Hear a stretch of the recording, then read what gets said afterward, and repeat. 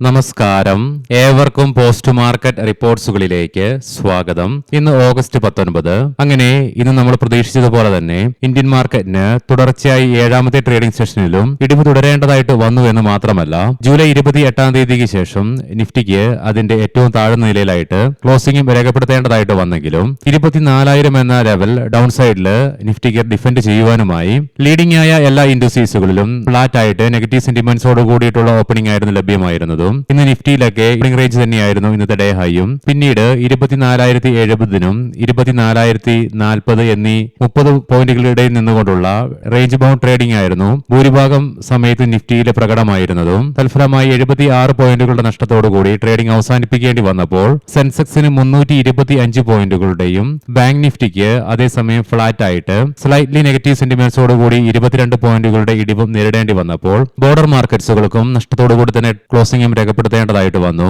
Nifty small ക്യാപ്പിന് 0.5%, mid ക്യാപ്പിന് 0.4% ഇടിവ് നേരിട്ടു. NSEയുടെ advance decline റേഷ്യോയിലും ആകെ 1,106 സ്റ്റോക്കുകൾക്ക് മാത്രമേ നേട്ടത്തോടുകൂടിയും അതേസമയം 1,956 സ്റ്റോക്കുകൾക്ക് നഷ്ടത്തോടുകൂടിയും ട്രേഡിംഗ് അവസാനിപ്പിക്കേണ്ടതായിട്ടും വന്നു. HCL Tech, JSW Steel, Sun Pharma, Eternal, Wipro തുടങ്ങിയ സ്റ്റോക്കുകൾ T50 ടോപ്പ് ഗെയിനേഴ്സ് ആയിട്ട് മാറിയപ്പോൾ Max Healthcare, Coal India, Power Grid Corporation, Bajaj Finance, ITC തുടങ്ങിയ സ്റ്റോക്കുകൾക്ക് നിഫ്റ്റിയിലെ ടോപ്പ് ലൂസേഴ്സ് ആയിട്ട് മാറേണ്ടതായിട്ടും വന്നു. സെക്ടർ വൈസ് നോക്കുമ്പോൾ banks, finance, automobiles, healthcare, metal and mining, oil and gas, capital goods, power, FMCG, chemicals, telecom, infrastructure, realty തുടങ്ങി ഒട്ടുമിക്ക മേഖലകൾക്കും തന്നെ നഷ്ടത്തോടുകൂടി തന്നെ ട്രേഡിംഗ് അവസാനിപ്പിക്കേണ്ടതായിട്ടും വന്നു.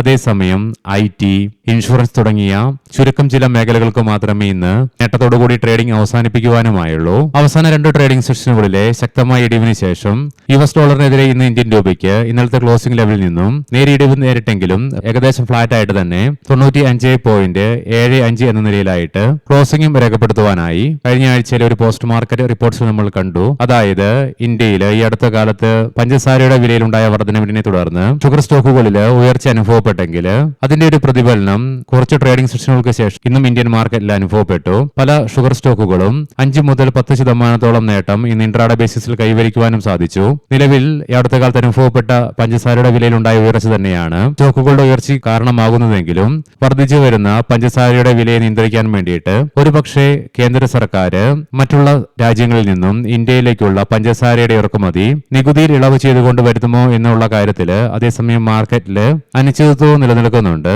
ആയതിനാൽ തന്നെ നിലവിൽ ഷുഗർ മേഖലയിൽ അനുഭവപ്പെടുന്ന കുതിപ്പ് എത്ര നാൾ നീണ്ടു നിൽക്കുമെന്നുള്ള കാര്യത്തിൽ സംശയം നിലനിൽക്കുന്നുമുണ്ട്. ഏതെങ്കിലും ഒരു ഘട്ടത്തില് കേന്ദ്ര സർക്കാരിന്റെ ഭാഗത്ത് നിന്നും പഞ്ചസാരയുടെ ഇറക്കുമതിക്ക് നികുതി ഇളവ് നൽകുകയാണെങ്കിൽ വീണ്ടും അത് ഇന്ത്യൻ ഷുഗർ സ്റ്റോക്കുകളിൽ ഇടിവ് അനുഭവപ്പെടുവാനും ഇടയാക്കും. തുടർച്ചയായ 5 ട്രേഡിംഗ് സെഷനുകളിലെ ശക്തമായ നേട്ടങ്ങൾക്കു ശേഷം ഇന്ന് ഇന്ത്യൻ ഡിഫൻസ് മേഖല റെസ്റ്റ് എടുക്കുന്ന കാഴ്ചകൾ തന്നെയാണ് കാണുവാനായിട്ടും സാധിക്കുക. പ്രോഫിറ്റ് ബുക്കിംഗിനെ തുടർന്ന് പല ഡിഫൻസ് സ്റ്റോക്കുകളിലും 1% മുതൽ 4% ഇടിവും അനുഭവപ്പെട്ടു. ഇനി നമുക്ക് ഇന്ന് നമ്മുടെ മാർക്കറ്റിനെ തുടർച്ചയായി 7ാമത്തെ ട്രേഡിംഗ് സെഷനിലും ഇടിവിലേക്ക് നയിക്കുവാനുണ്ടായ കാരണങ്ങൾ എന്തൊക്കെയാണെന്ന് നോക്കാം. വിശദമായി തന്നെ ഒന്നും എടുത്തു പറയാനായിട്ടില്ല. ഇന്നലത്തെ അതേ കാരണങ്ങൾ കൊണ്ട് തന്നെയാണ് ഇന്നും മാർക്കറ്റിന് ഇടിവ് നേരിടേണ്ടതായിട്ടും വന്നത്. അതിൽ ആദ്യത്തേത് എണ്ണയുടെ വിലയിൽ ഉണ്ടാകുന്ന ശക്തമായ ഉയർച്ചയാണെങ്കിൽ അടുത്തതായിട്ട് വീക്കായിട്ട് തുടരുന്ന ഗ്ലോബൽ ക്യൂസുമാണ്. മാത്രമല്ല ഈ വർഷത്തിലെ ഭൂരിഭാഗം സമയത്തും അനുഭവപ്പെട്ടുകൊണ്ടിരിക്കുന്ന ജിയോ പൊളിറ്റിക്കൽ കൺസേൺസും. ഇതിനെല്ലാം പുറമെ തിങ്കളാഴ്ച മുതൽ US മാർക്കറ്റിൽ അനുഭവപ്പെട്ട ബോണ്ട് യീൽഡിന്റെ റൈസ് ജർമ്മനി, ജപ്പാൻ തുടങ്ങിയ രാജ്യങ്ങളുടെ മാർക്കറ്റിലേക്കും വ്യാപിക്കാൻ തുടങ്ങിയിട്ടുണ്ട്. ഈ 4 കാരണങ്ങൾ കൊണ്ട് തന്നെയാണ് ഇന്നും ഗ്ലോബൽ മാർക്കറ്റിന് എന്ന പോലെ തന്നെ ഇന്ത്യൻ മാർക്കറ്റിനും ഇടിവ് നേരിടേണ്ടതായിട്ട് വന്നത്. ഇതിനു പുറമെ ഇന്നത്തെ രാവിലത്തെ പ്രീ മാർക്കറ്റ് റിപ്പോർട്ട്സിൽ നമ്മൾ കണ്ട പോലെ തന്നെ ഇന്ന് രാത്രി ഇന്ത്യൻ സമയം 11:30 US നിന്നും ഫെഡ് മീറ്റിംഗിന്റെ മിനിറ്റ്സിന്റെ റിലീസ് ഉണ്ട്. ആയതിനാൽ തന്നെ ഫെഡ് മിനിറ്റ്സിന്റെ റിലീസിന് മുന്നോടിയായിട്ട് മാർക്കറ്റിൽ നിക്ഷേപകർ പുലർത്തിയ ജാഗ്രതയും ഇന്ന് ഒരു പരിധിവരെ മാർക്കറ്റ് വീക്കൻ ചെയ്യുവാനും ഇടയാക്കി. എന്തെങ്കിലും അപ്രതീക്ഷിതമായിട്ടുള്ള സൂചനകൾ ഫെഡിന്റെ മിനിറ്റ്സിൽ നിന്നും വെളിവാവുകയാണെങ്കിൽ തീർച്ചയായിട്ടും അത് നാളെ മാർക്കറ്റിനെ സാരമായ രീതിയിൽ തന്നെ ബാധിക്കുവാനും ഇടയുണ്ട്. ഇനി വെസ്റ്റ് ഏഷ്യയുമായി ബന്ധപ്പെട്ടുകൊണ്ട് ഇന്ന് US പ്രസിഡന്റ് ഹോർമോസിനെ USന്റെ ടെറിട്ടറി ആയിട്ട് പ്രഖ്യാപിച്ചപ്പോൾ ഇതിന് മറുപടിയായിട്ട് ഇറാന്റെ ഭാഗത്തു നിന്നും കാലിഫോർണിയയാണ് തങ്ങളുടെ അതിർത്തി എന്നുള്ള പ്രഖ്യാപനം ഇറാന്റെ ഭാഗത്തു നിന്നും വരികയും ചെയ്തിട്ടുണ്ട്. ആയതിനാൽ വെസ്റ്റ് ഏഷ്യയുമായി ബന്ധപ്പെട്ടുള്ള തർക്കവിതർക്കങ്ങൾ തുടരുന്നുണ്ട്. എന്നാൽ പോസിറ്റീവായിട്ടുള്ള പുതിയ ഡെവലപ്മെന്റ്സുകളൊന്നും വരുന്നതായിട്ടുള്ള യാതൊരുവിധ സൂചനകളും വരുന്നുമില്ല. ഇനി ഗ്ലോബൽ മാർക്കറ്റിലേക്ക് വന്നു കഴിയുമ്പോൾ ആകെ പോസിറ്റീവായിട്ടുള്ള ഒരു ഘടകം നിലവിൽ യുഎസിലെ ഡോ ജോൺസ് ഫ്യൂച്ചർ ഫ്ലാറ്റ് ആയിട്ടാണെങ്കിലും സ്ലൈറ്റ്ലി പോസിറ്റീവായിട്ട് മാറിയിട്ടുണ്ട്, ഏകദേശം 12 പോയിന്റുകളുടെ നേട്ടത്തിലേക്ക്. അതേസമയം യൂറോപ്യൻ മാർക്കറ്റ്സിൽ UK മാർക്കറ്റിന് നേരിയ നഷ്ടത്തോടുകൂടി ട്രേഡിംഗ് തുടരേണ്ടി വരുമ്പോഴും ഫ്രാൻസ് മാർക്കറ്റിന് 0.5%, ജർമ്മൻ മാർക്കറ്റിന് ഫ്ലാറ്റ് ആയിട്ടാണെങ്കിലും പോസിറ്റീവ് സെന്റിമെന്റ്സോടുകൂടി തന്നെ ട്രേഡിംഗ് തുടരുവാനുമാകുന്നുണ്ട്. അതേസമയം ഇന്ന് ഏഷ്യൻ മാർക്കറ്റ്സിൽ ഹോങ്കോങ് മാർക്കറ്റിന് മാത്രമേ ഫ്ലാറ്റ് ആയിട്ടാണെങ്കിലും പോസിറ്റീവ് സെന്റിമെന്റ്സോടുകൂടി ക്ലോസിംഗും രേഖപ്പെടുത്തുവാനായുള്ളൂ. ബാക്കി ഇന്ത്യ, ചൈന ഉൾപ്പെടെ എല്ലാ രാജ്യങ്ങൾക്കും നഷ്ടത്തോടുകൂടി തന്നെ ട്രേഡിംഗ് അവസാനിപ്പിക്കേണ്ടതായിട്ടും വന്നു. ഇതിൽ ജപ്പാൻ മാർക്കറ്റിന് 3%-ലേറെയും കൊറിയൻ മാർക്കറ്റിന് 6%-ലേറെയും ഇടിവാണ് ഇന്ന് നേരിടേണ്ടി വന്നതും. കൊമോഡിറ്റിയിൽ ബ്രെന്റ് ക്രൂഡിന്റെ വിലയിലും ക്രൂഡ് ഓയിലിന്റെ വിലയിലുള്ള ഉയർച്ച തുടർന്നു തന്നെ കൊണ്ടിരിക്കുന്നു, നേരിയ തോതിലാണെങ്കിൽ കൂടിയിട്ടും. ബ്രെന്റ് ക്രൂഡിന്റെ വില 92 എന്ന ലെവലിലായിട്ട് നിലകൊള്ളുമ്പോൾ ക്രൂഡ് ഓയിലിന്റെ വില $85.89 പെർ ബാരൽ എന്ന നിലയിലേക്കും എത്തിച്ചേർന്നു. ഗോൾഡിന്റെ വിലയിൽ രാവിലെ നേരിയ ഇടിവ് അനുഭവപ്പെട്ടെങ്കിൽ വീണ്ടും 0.25% ഉയർച്ചയാണ് അനുഭവപ്പെടുന്നതും. $4,365.35 പെർ ഔൺസ് എന്ന നിലയിലേക്ക് ഗോൾഡിന്റെ വില എത്തിച്ചേർന്നിട്ടുമുണ്ട്.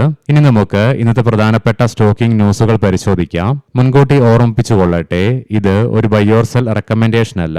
ഷിപ്പ് റോക്കറ്റ് NSEയിലും BSEയിലെയും മെയിൻ ബോർഡിലേക്ക് സ്റ്റോക്ക് ഇന്ന് IPO പ്രൈസിൽ നിന്നും 35% പ്രീമിയത്തിന്റെ നേട്ടത്തോടുകൂടി ലിസ്റ്റ് ചെയ്യപ്പെട്ടു. പിന്നീടും ശക്തമായ പ്രകടനം ഇൻട്രാഡേ ബേസിസിൽ സ്റ്റോക്കിന് കൈവരിക്കുവാനുമായി ബി ഹരിലാൽ എഞ്ചിനീയറിംഗ് ഇന്ന് സ്റ്റോക്ക് NSEയിലേക്ക് IPO പ്രൈസിൽ നിന്നും 61% പ്രീമിയത്തിന്റെ നേട്ടത്തോടുകൂടി ലിസ്റ്റ് ചെയ്യപ്പെടുക മാത്രമല്ല, തുടർന്നും സ്റ്റോക്കിന് ഇൻട്രാഡേ ബേസിസിൽ ഗംഭീര പ്രകടനവും കാഴ്ചവെക്കുവാനായി സീഗൾ ഇന്ത്യ കമ്പനിയുടെ സബ്സിഡറി പ്രൊജക്ട് SPV ആയ സീഗൾ ഇൻഡോർ ഉജ്ജീൻ ഗ്രീൻഫീൽഡ് ഹൈവേ ലിമിറ്റഡില് കൂടുതൽ ഇക്വിറ്റി നിക്ഷേപം നടത്തുന്നതിനായിട്ട് കമ്പനിയുടെ ബോർഡ് അംഗീകാരം നൽകി.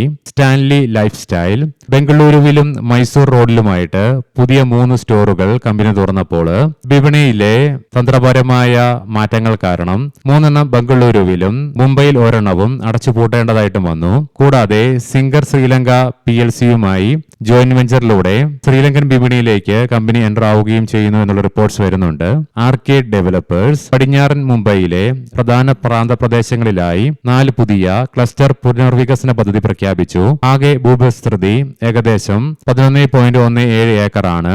ഏകദേശം 5000 കോടി രൂപയുടെ വിറ്റുവരവാണ് ഈ പ്രൊജക്ട് വഴി കമ്പനി ലക്ഷ്യം വയ്ക്കുന്നതും.